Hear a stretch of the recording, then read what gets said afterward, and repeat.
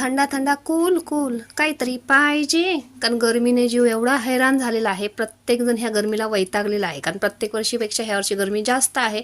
तर सतत काहीतरी थंड खायला किंवा प्यायला प्रत्येकाला आवडतं. आमच्याकडे इथे घरात कलिंगड आणलेलं आहे, पण ते कलिंगड कापा, त्याचे बारीक तुकडे करा, वरून मीठ आणि चाट मसाला टाका आणि ते बारीक बारीक तुकडे खात बसा.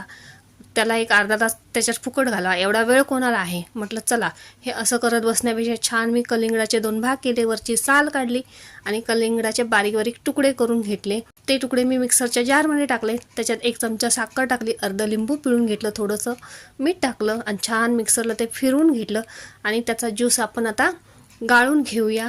आणि ते कलिंगडाचा ज्यूस मी गाळायला घेतलेला आहे. वरून 5-7 आईस क्यूब टाकूया आणि छान हा कलिंगडाचा ज्यूस, थंडगार ज्यूस पिऊन घेऊया. तर या तुम्ही सुद्धा प्यायला.